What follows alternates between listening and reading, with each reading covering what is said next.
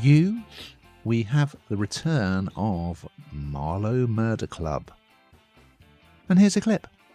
In Marlow, another person was found dead this morning.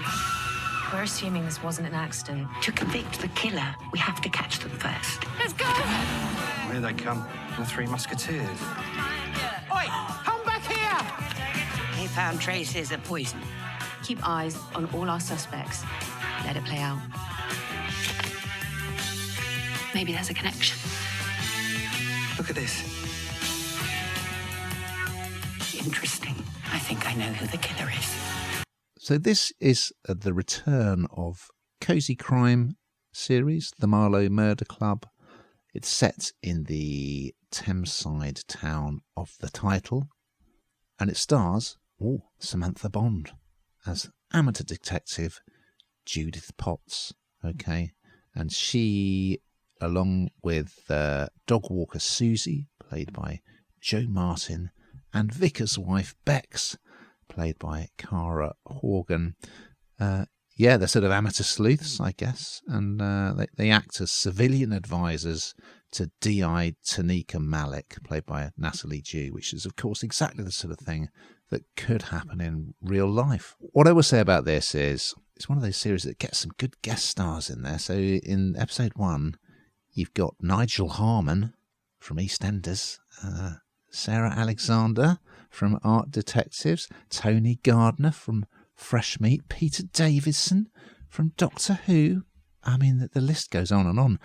You're also going to get Harry Enfield, Sherry Lungi, all sorts in later episodes. So this one, the mayor dies in the middle of a council meeting.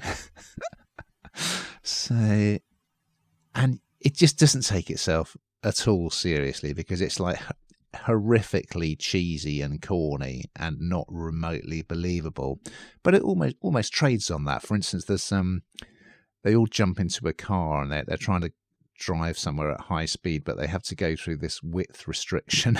So they slow down to like a crawl to get through it, and it's played for laughs, so that's quite good. And then you see a couple of them trying to chase a felon, but struggling to kind of get over garden fences and walls. So it's exactly what you'd expect. It's sort of you imagine it's very exportable, this kind of thing, because it's beautiful, rural, traditional English setting with local councils and vicars and garden centres and all sorts of that kind of thing going on, and lovely tea and biscuits. It's not for me, but it's got a terrific cast and escapist viewing, if you like that sort of thing. What did you think, Hannah? Would you like to go to Marlow? No, not if that's going to happen to me, no.